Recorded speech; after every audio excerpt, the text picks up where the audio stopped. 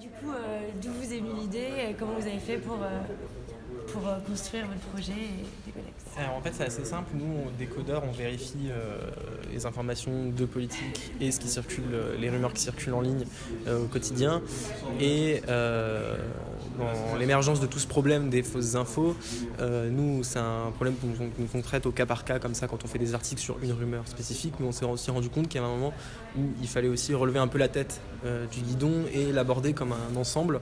Et donc l'idée du Décodex, c'est qu'en fait, quand on réfléchit le problème comme un ensemble, on se rend compte que certes, il y a des fausses infos isolées qui circulent, mais il y a bien des sources qui les diffusent. Et en fait, le constat de base, c'est que 80% des rumeurs qu'on traite, enfin c'est un chiffre que je donne comme ça, mais la grande majorité des rumeurs et des choses fausses qui circulent émergent en fait d'un petit nombre de sources. Donc on s'est dit que ça devenait intéressant de cartographier en fait et de donner des informations à nos lecteurs sur ces sources. D'un petit nombre de sources, mais qui finalement, au fur et à mesure du temps, s'est avéré quand même relativement important, quoi, ah relativement oui, conséquent. D'un petit nombre de sources, mais c'est quand même des dizaines, quoi. C'est des dizaines, quelques dizaines et centaines de sites qui sont à l'origine de 80% des choses fausses qui peuvent potentiellement circuler. D'accord. Et donc c'est l'idée vraiment de s'intéresser aux sources, c'est pour ça, parce qu'en fait c'est à la base, et de toute façon, même d'une manière générale, c'est à la base de la qualité et des réflexions qu'on peut avoir sur l'info, c'est d'où elle vient.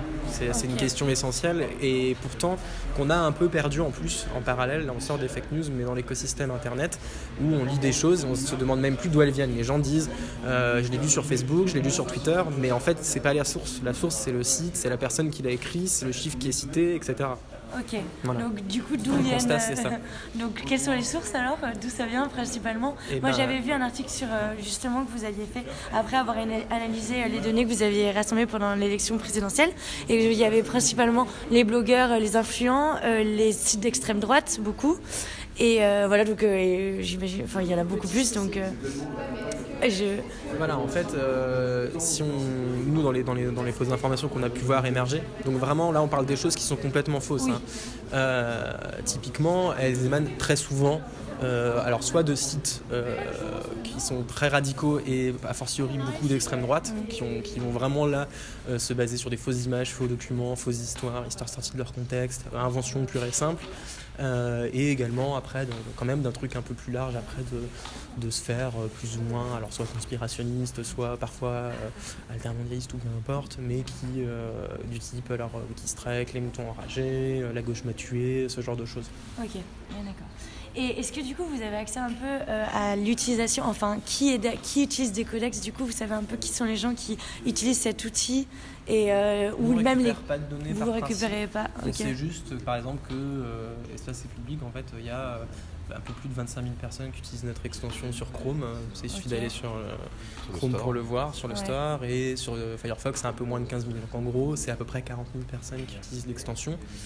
Et après, on sait que notre site, la version site, elle est consultée plusieurs centaines de milliers de fois depuis qu'on l'a lancé, quoi. Ok. Et est-ce que c'est plus actif pendant les périodes où il y a, par exemple, les élections présidentielles, ou les périodes où il y a beaucoup d'actualité, enfin où l'actualité est plus forte que d'autres jours? Oui.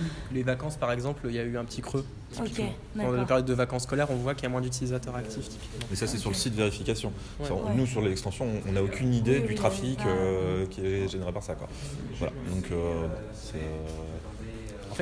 En fait, la genèse de l'outil, peut-être qu'il y a une dimension que tu n'as pas formulée, c'est d'un côté il y a toutes les infos pourries, les intox, etc., les canulars, mais il y a aussi d'autres sites qui ne sont pas complètement pourris et qui de temps en temps véhiculent des informations qui sont intéressantes, mais aussi de temps en temps des trucs un peu biaisés, voire un peu pourris quand même. Et du coup, donc voilà, il y a vraiment plein d'informations comme ça qui circulent à droite à gauche.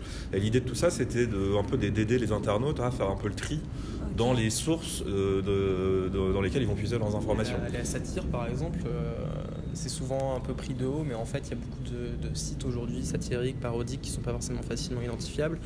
Et en fait, il y a plein d'exemples de Christine Boutin qui se fait avoir par Logographie, etc., qui montrent qu'en fait, on peut se faire facilement avoir par ce genre de site. Donc, c'est une information qui est intéressante. Savoir, par exemple, quand on est sur un site comme ivg.net, que c'est pas une plateforme d'écoute neutre comme le site se présente, mais qu'en réalité, c'est une plateforme tenue par des militants anti-avortement, c'est une information quand même assez intéressante à apporter aux personnes qui potentiellement visiteraient ce site. Voilà. C'est ce genre d'infos et qui en fait sont issues de l'enquête, quoi. C'est pas des informations qui sont uniquement publiques sur Internet, c'est des informations. Pour les avoir, il faut des journalistes qui soient allés enquêter et qui soit interrogé sur ce site-là. C'est pas sur Wikipédia ces infos-là. Ouais, l'idée du décodex, c'est de donner un background en fait aux internautes sur le site qui sont en train de consulter. Voilà. Et du coup, est-ce que vous pensez que ça a un sens? Par exemple, Facebook a mis en place un espèce de logo qu'on peut mettre. Je sais pas si c'est la version Facebook France, mais il peut y avoir un logo sur les articles qui sont sur leur flux pour montrer d'où ça vient exactement, quel est l'éditeur de ce contenu-là.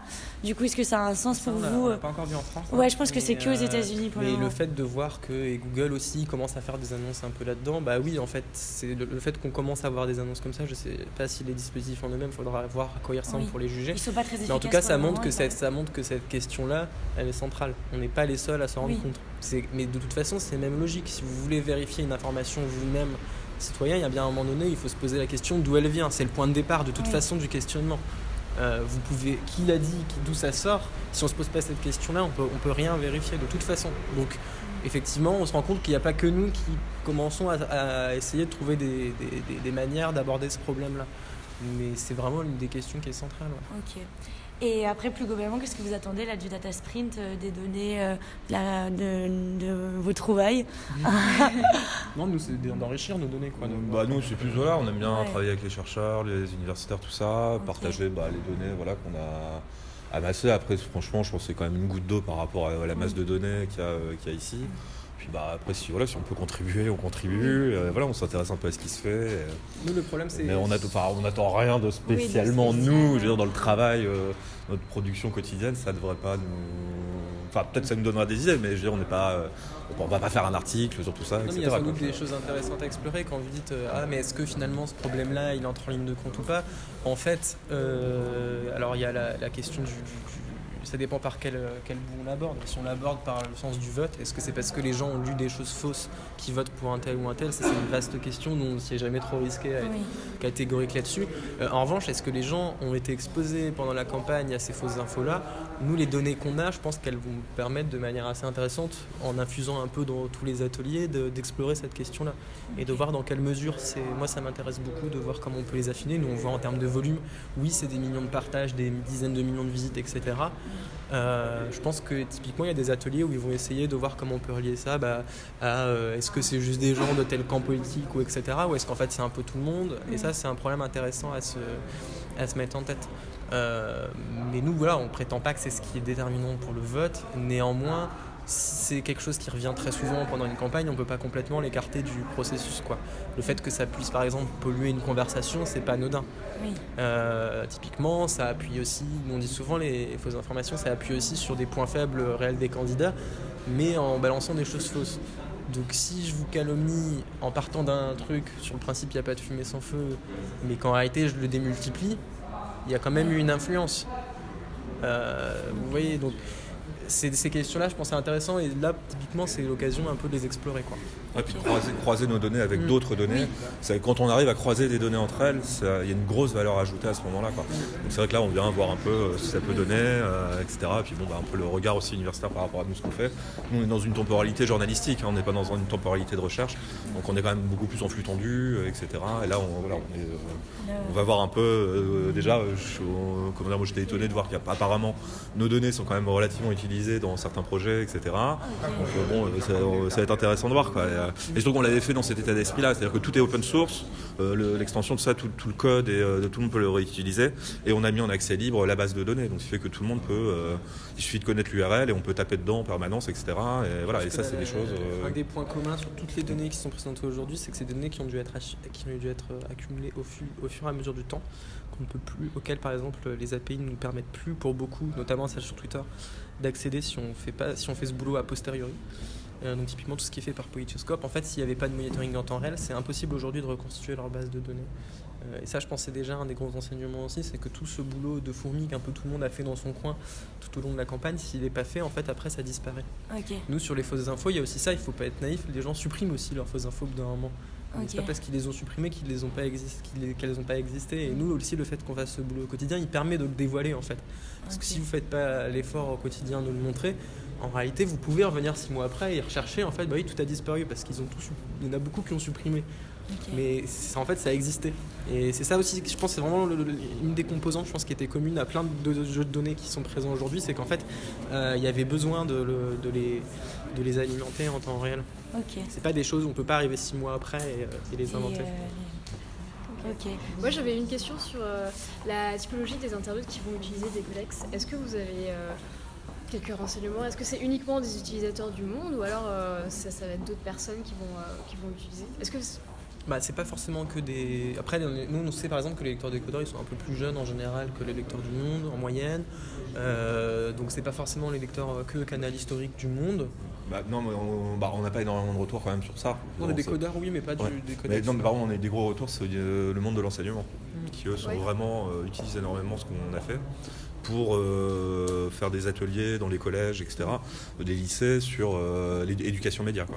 Et c'est pour ça qu'en plus, dans la foulée du Décodex, on a donc créé un projet éducation média, et qui est maintenant en partenariat avec une association, je ne sais plus comment elle s'appelle, Entre les lignes, voilà, et l'éducation nationale, et donc il y a des interventions dans les collèges, etc. Et donc par exemple, ils expliquent un peu l'extension, alors les sources, les machins, etc. Et voilà. Donc on sait que par exemple dans ce milieu-là, c'est assez utilisé.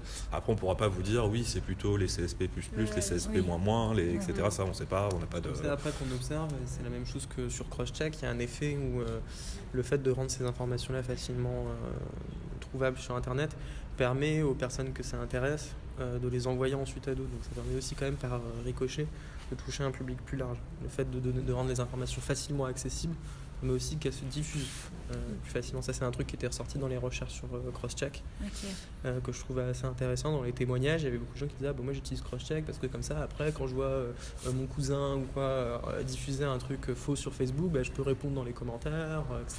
Ok. C'est aussi ça, c'est un truc très transparent. On met toute une somme d'infos facilement accessibles. Après, elles vivent leur vie ou pas, quoi. Oui. C'est important de les rendre facilement accessibles. Qu'elles ne soient pas juste cachées au fin fond d'articles. Oui. Vraiment, faites le test. Vous voyez un site internet, c'est souvent dur de se renseigner dessus. Même égalité et réconciliation, donc on sait, on connaît ce site depuis des années, il y a plein de choses complètement maboules qui circulent dessus. Mais en fait, hors des codex, c'est dur de trouver. Oui, d'accord, mais alors c'est quoi les choses fausses qui diffusent Est-ce que vous avez des exemples C'est ce boulot-là qu'on fait. Oui, vous avez sur des codex, vous avez des exemples, vous avez des cas précis. Et ça rend l'info facile, ça rend la discussion facile. Sur des collègues, vous dites oui, mais c'est quoi qui est le problème avec égalité et réconciliation? En fait, regarde, il a diffusé telle rumeur qui était complètement fausse. Va lire l'article, c'est quand même dingue, quoi. C'est un truc vraiment, on se demande d'où ils ont sorti ça, quoi. Et vous avez 3, 4, 5 exemples.